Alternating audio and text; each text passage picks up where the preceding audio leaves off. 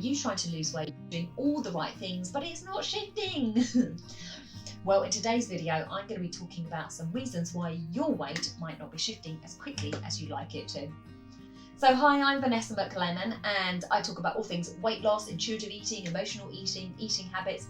I'm a clinical hypnotherapist, and I help you get to the root cause of your eating issues to help you ditch that diet cycle and lose your weight for good. So you're eating all the right things, you're going to the gym, you're doing your exercising, you're doing portion control, and you've hit that plateau or the weight is just not shifting. You're like, what's going on? It's really, really frustrating. Weight loss is just a lot more than food in and exercise out. We've also got, our bodies feel different on different days. We've also got our hormones, which make it challenging or just dictate a lot of the time how we feel. We've also got our emotions that come into play and our mindset that come into play. So it's not just as simple as, hence, a diet in and then exercise out and ba-ding, you'll lose the weight. So here are some reasons why you might not be losing the weight. First one is bad habits. So what bad habits have you got that you perhaps don't even know that you've got, and that's why you're thinking, why can't I lose the weight? Because you're not aware of the bad habits. So bad habits could be, having lots of teas and coffees during the day, but having sugars in them. Do you have something to snack when you have with your teas and your coffees? So that alone is going to end up, a lot more sugar and a lot more calories than perhaps you might be accounting for.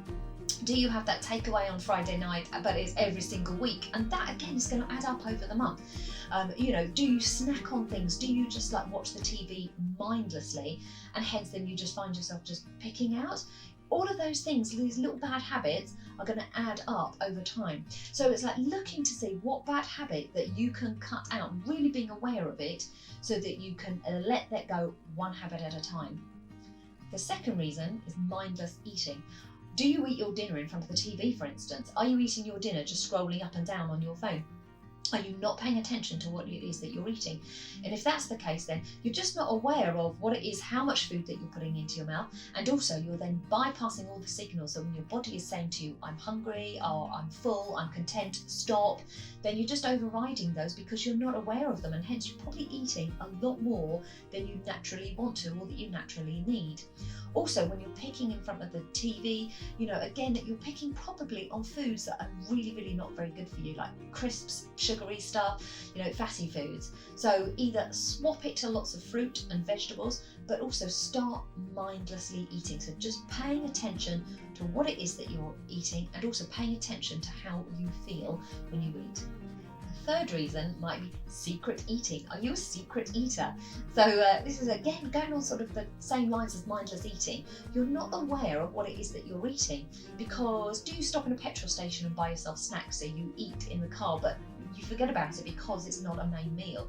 Do you forget about all the times that you've picked at something at work? Somebody's offered you sweets, cakes at work, and you've picked at them, and so then you've forgotten about them. So it's where in your life perhaps could you be eating that you don't count when you think about what have I eaten today, because you just haven't registered it and focused on it. So again, it's being really aware of everything that you are eating.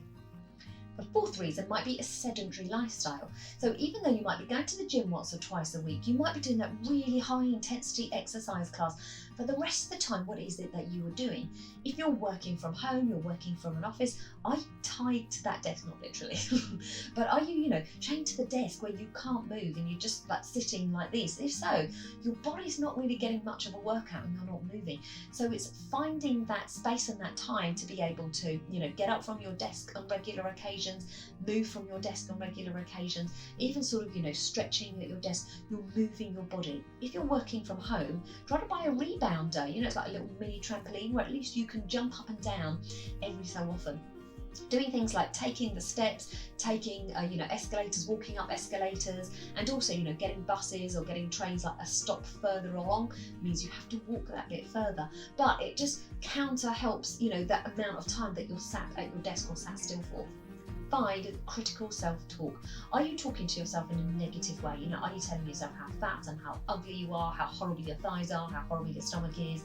All of that is not going to put you in a good place mentally. And then when you're not in that good place mentally, guess what we want to do? We want to eat to feel better because it provides us that comfort. So it's really looking and listening to how you talk to yourself, feeling how you talk to yourself. A good way to judge is, Listen to how you talk. Would you talk to your best friend that way, or your children, or your pet? If the answer is, oh my gosh, no, then stop talking to yourself in that way and give yourself some love. I've done another video on this whole topic, which I will put above, or I'll put in the links below for you to look at. So, do you find yourself doing any of these which I've mentioned, or are you doing something else which is stopping your weight loss journey? If it is, comment below and let me know. And if you like this video, please give it a thumbs up. Please click the bell and subscribe, because I bring out a video every single Thursday. And thank you very much, and I shall see you next week.